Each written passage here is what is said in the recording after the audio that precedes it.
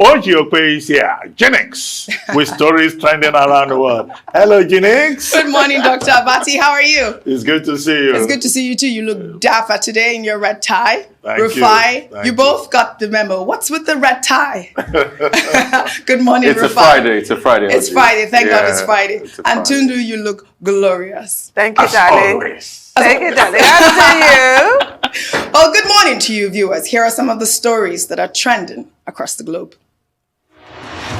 In the United States, the Federal Aviation Administration has banned Sir Richard Branson's Virgin Galactic vehicle from launching anyone into space until an investigation into the mishap that occurred in July, where the rocket ship carrying the billionaire and 5 Virgin Galactic employees veered off course during its descent back to New Mexico. In the United Kingdom, Piers Morgan's wife, Celia Weldon, has pleaded with ITV bosses to bring back her husband on the Good Morning Britain program after being cleared by UK's media regulator, Ofcom. Morgan was cleared by Ofcom after a record-breaking 58,000 complaints were made to the regulator about his remarks regarding the Duchess of Sussex, Meghan Markle. In Afghanistan, women took to the street of Herat on Thursday to demand their rights to employment and education as the Taliban prepares to form a new government following the withdrawal of U.S. troops from the country.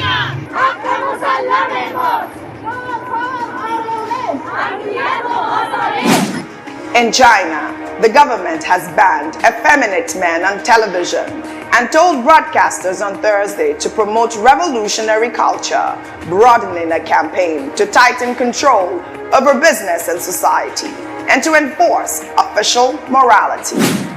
In Ivory Coast, reactions have trailed the suspension of a top television presenter, Yves Dembélé, who was given a 12-month suspended jail term for condoning rape after a guest on his primetime show acted out sexual assault with a dummy.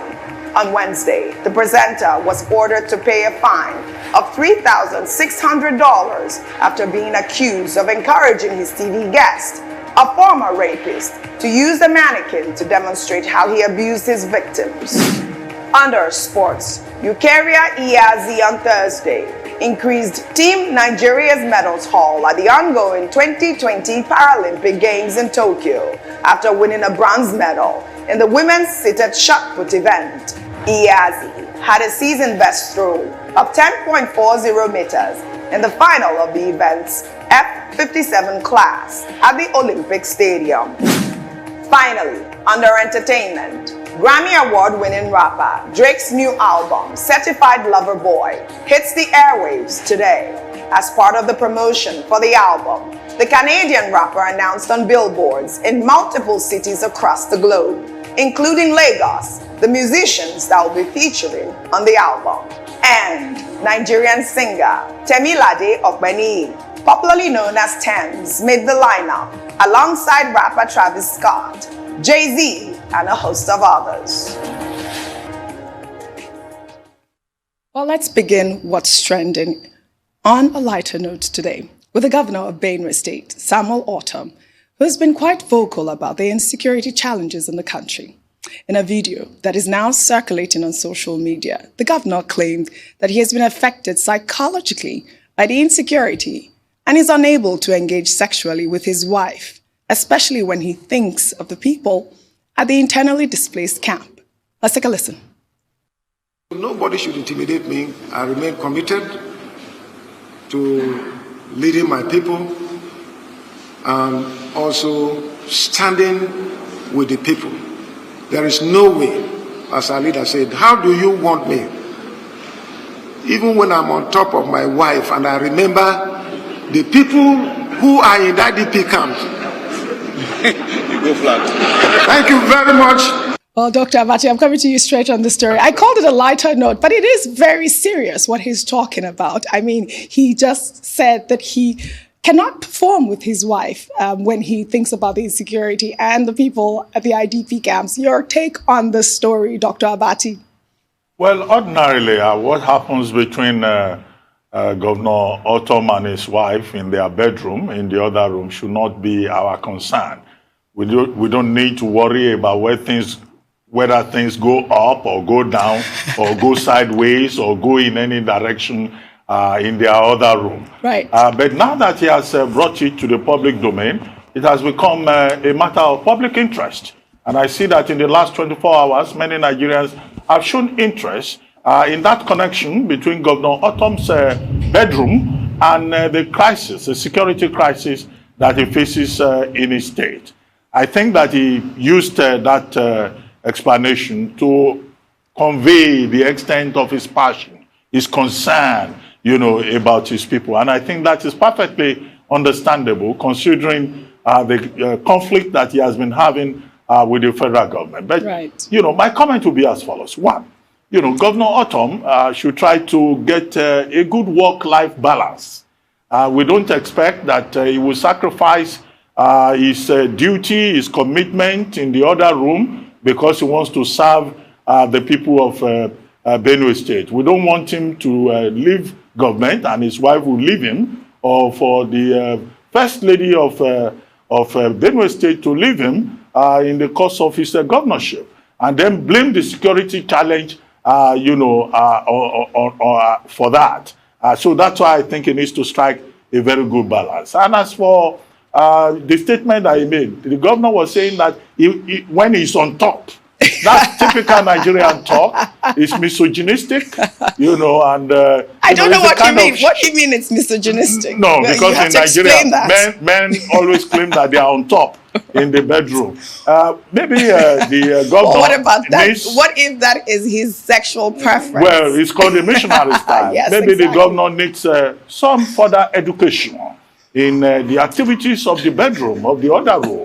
So that if he adopts some other methods, things do not necessarily need to go flat, depending on the position that is taken. And I would, like to recommend to him the classic, the most ancient book, on erotica. Okay. And that is Kama Sutra. The book is called Kama Sutra. I hope someone will buy him a copy. That book contains 64 different, methods that you can adopt in the other room, including the reverse butterfly, the spoon, the tajupupra, all of these styles. So maybe the governor, if he reads the book and he tries to master some of the recommendations in the book, then Madame will be very happy and nothing will go flat in the bedroom, in the inner chambers of the Benue State government house. However, the point about security is noted and the need to protect the people of Benue State and ensure that they do not end up in internally displaced persons camps. That's my take. Well, I hope the governor has heard you. Tundu, I would love your opinion on this topic. I'm kind of momentarily stunned by Dr. Masari.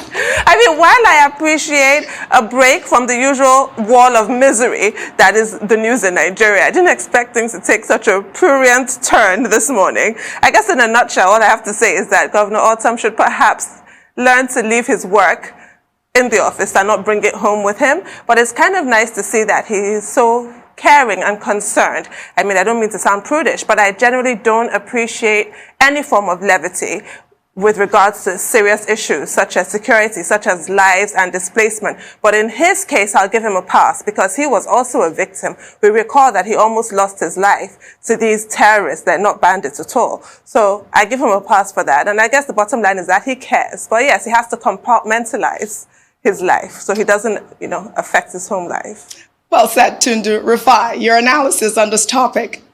Wow, amazing. So if the governor said whenever he's on top, this affects his sexual life, the security situation, yeah, it's enough. Because when you look at what is happening in Benue State, it's really gut-wrenching. People are dying. People that will never get a chance to have their own libidos in their own lifetime. They are dying. And this is something we should stop once and for all. These are people that all the offense is to stay or believe in Benue State. And we know the reactions we are getting as regards this. Farmers can't go to the farm any longer. People are displaced. There's hurt everywhere. Somebody was on TV the other day talking about the fact that, oh, they made an open grazing law in Benue State. You can see how that's working now at the expense of people's lives. I think what is most important is to return their lives back to them and ensure that security comes back to the food basket of the nation. That is what is most important here. Lives are being lost, and that is really important. So if the governor says it diminishes his libido during sex, it's more than enough to diminish the libido of the governor. It's more than enough to stop the governor from his process of action, whatever he's doing, because it is more than enough for all of us to rally round and look for solutions to this problem. It is really sad what is happening in Benue State. Right. Well said, Rufai. We'll have to go on a short break now. And when we come back, What's Trending on the Morning Show will continue. Stay with us.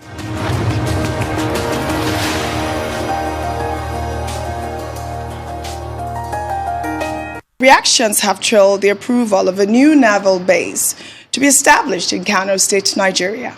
According to reports, the governor of the state, Abdullahi Ganduje, allocated 100 hectares of land for the naval base on Wednesday. The Chief of Naval Staff, Vice Admiral Awal Zabiru Gambo, paid a courtesy visit to the governor to thank him for the allocation and noted that the new base will contribute to showcase the effort of Nigerian Navy in keeping the nation as one. While some Nigerians reacting to the news have registered concerns as to why a naval base will be established in a hinterland of the nation. I believe we could take a tweet before I come to you, Tundu, or we don't have that tweet. I'd love your comment on this topic. I mean, only in Nigeria will this happen. It's completely baffling. Nigerians must hear a plausible explanation for this. That is if one exists, because might as well at this point move the ports to Kano if we're moving a naval base to Kano, because what is a naval base? It's supposed to be a seaport where the naval ships are kept when they're not at sea. I don't know if they need to be maintained or what have you, and just, housed somewhere. In the UK, I'm very sure about the UK, the naval bases are in Portsmouth, Clyde, and Devonport. America, I think, has maybe 10, 15, quite a few, but they're all in coastal areas. Right. I just don't remember exactly where. I know Maryland, Connecticut, I know a few, but in the UK, I'm 100% certain. It has to be by the sea because it's the Navy. And I really hate to sort of repeat or parrot speculation, but this is exactly what some people mean. The more paranoid amongst us have been shouting themselves hoarse about a Fulanization agenda, rather than the government taking going to great lengths to sort of douse that kind of talk. They fanned those flames by this kind of incomprehensible move, quite frankly. We do need an explanation. It makes absolutely no sense. Dr. Bati, your comment? Well, this again is the Nigerian story. It's not something that is new.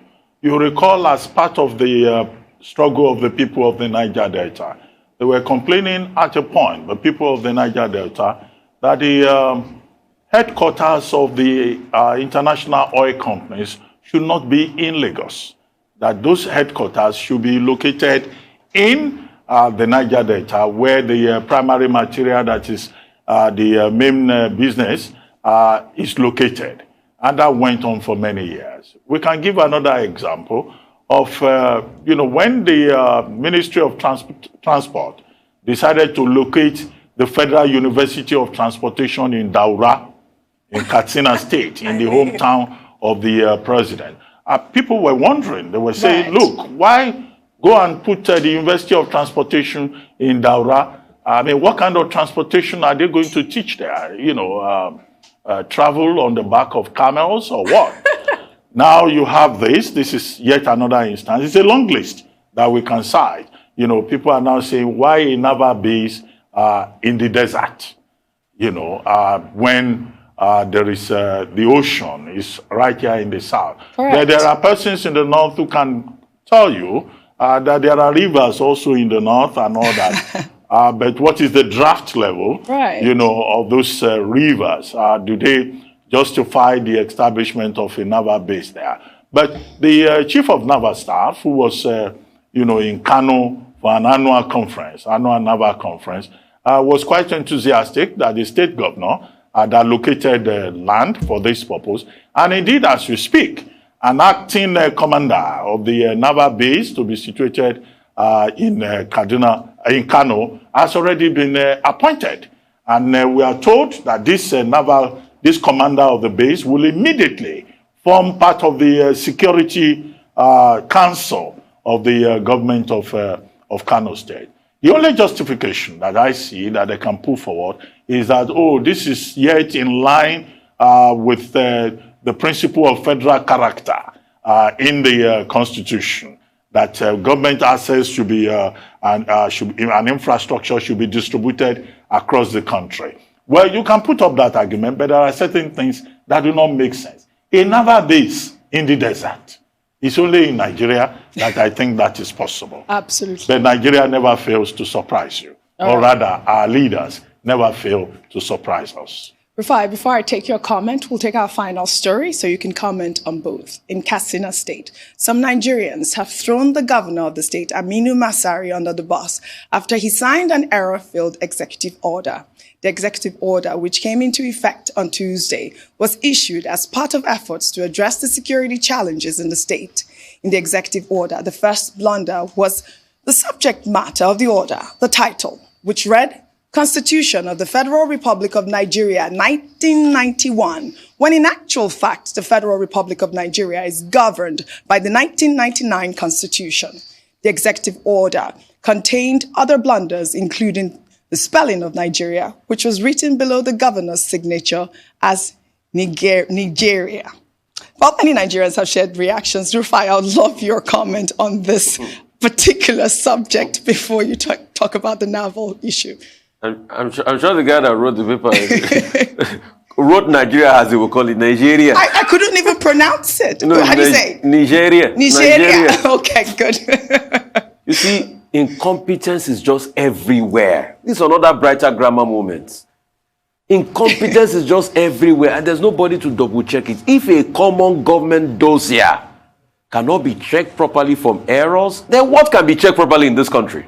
You are amazed at the level of incompetence, and we have become a gift that keeps giving every single time. We can't write a paper correctly, and we want to solve insecurity problem.